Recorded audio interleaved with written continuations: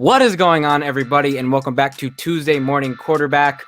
Something different today. Brian's computer died, so Pat's going to fill in today. He doesn't really know much about football, but he's just here to host and help.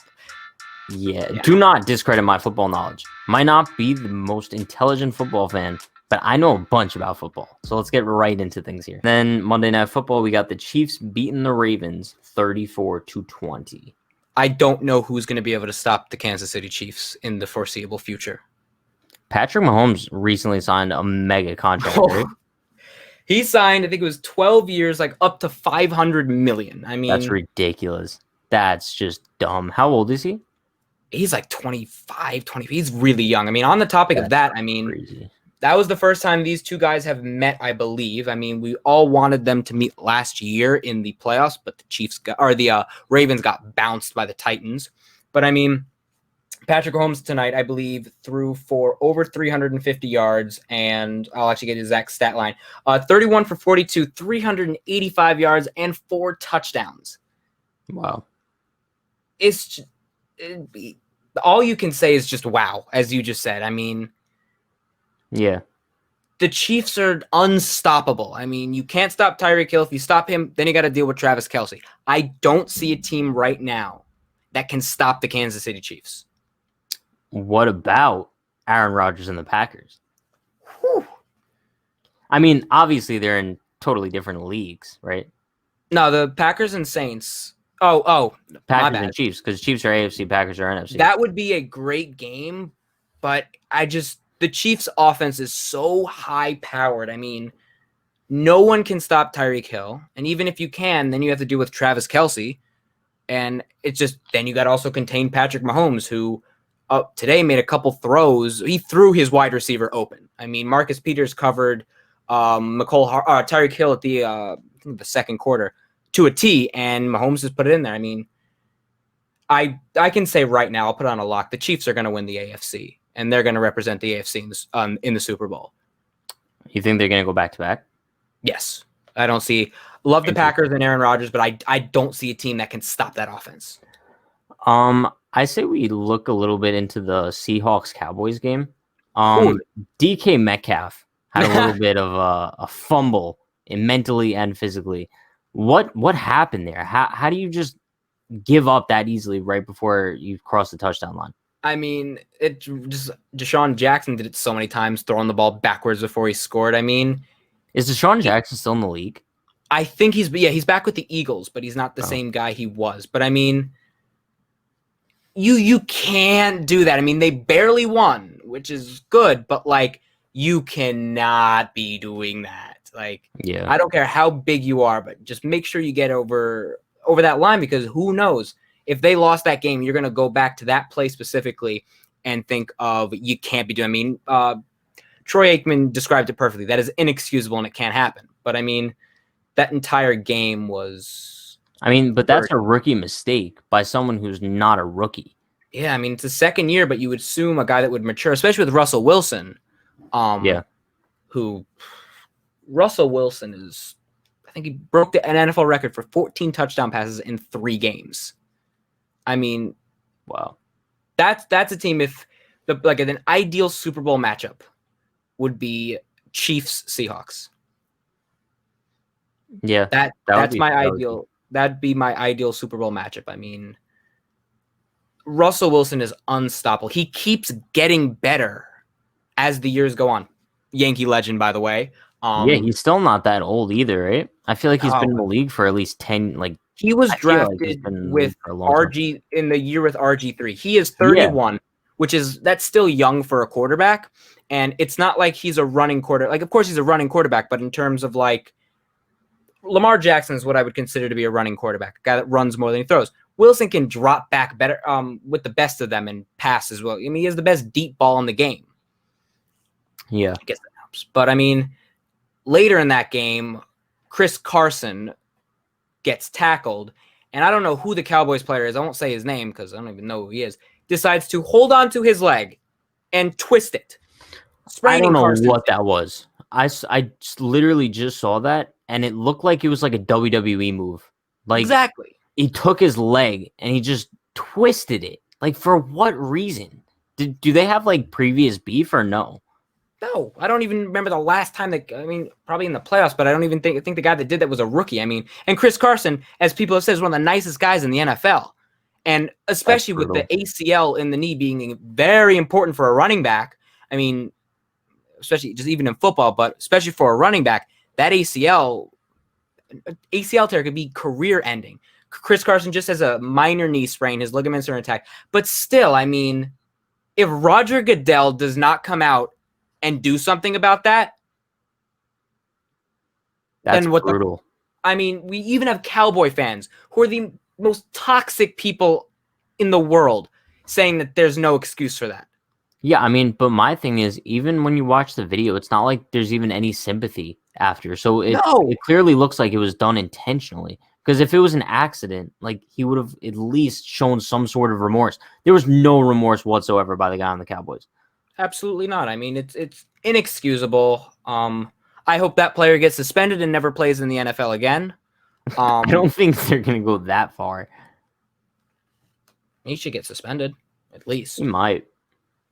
But, I mean, knowing Roger Goodell, he's up there with Rob Manfred. Nothing's going to happen.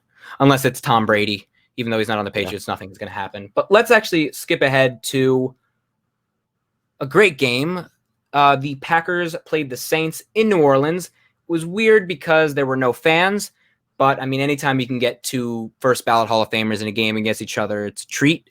Rodgers took down Brees. At this point, it's really sad. I mean, I talked about this with you before. It's very sad to see how Brees' arm strength has just deteriorated.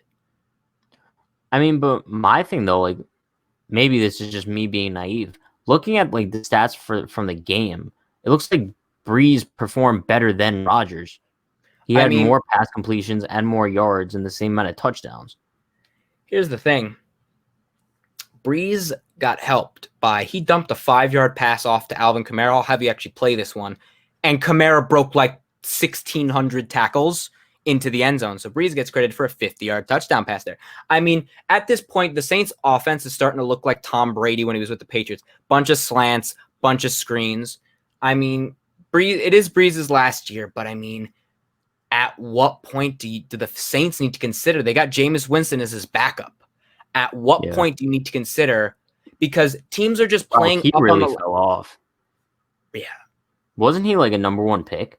Jameis Winston was number one pick, and then he had 30 picks last year. 30 touchdowns and 30 picks. Wow, that's crazy. And he waited just until now to get eye surgery last year. Just now. He's been in the league for 5-6 years, and he gets eye surgery now. I mean, but on the other side of the ball, Aaron Rodgers, without his number one wide receiver, Devontae Adams, he looks like his MVP self again. I mean, he was hurt 2 years ago, looked great last year, but it finally looks like Aaron Rodgers is fully healthy and kind of playing with a chip on his shoulder. I don't know if you remember, Packers drafted Jordan Love with their first-round selection, a quarterback. Rodgers hasn't shown any signs of slowing down. So, do you think that he's performing at this level kind of because he saw that as like a slap in the face to him? He's like, I'm not done yet. Like, you could draft a new quarterback as much as you want, but like, I'm still going to keep playing at the level I think I'm capable of. Yeah, I mean, it kind of reminds me of when the Packers drafted Rodgers when they had Brett Favre. Yeah. And kind of had him mentor him. But Rodgers to come out and do this, it shows he could play for the next 4 or 5 years. I mean, let me check. That also makes, Love capable of being trade bait at that point, no? Let me actually look at Rodgers' contract and see when he's a free agent. So while you do that, though, I have a question for you. Yes, like, just looking at the career of both of these guys, who do you think is going to retire with, like, the greater legacy, Rodgers or Brees? They're both great. I mean, Brees in his prime, I think, is one of the Don't dodge the question. It's I think right now it's hard to make a decision because Rodgers still has more years on him. Okay. Like, if Rodgers could win 2 more Super Bowls or another Super Bowl. I think by the time it's all said and done, I do think Rodgers will have the greater legacy than Brees. I would have to say, Brees will be known as one of the greatest passers. Passing yard records, really accurate and everything.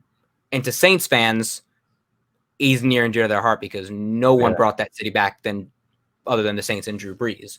But I mean, I've always been a fan of Aaron Rodgers. I mean, the throw you can watch like an hour-long highlight tape of just him throwing the ball off of his back foot right into the nest of someone. I mean, it's just honestly incredible. And honestly, he could win MVP. There are so many players right now. I mean, it's only week 3. You think he could beat out Mahomes for MVP?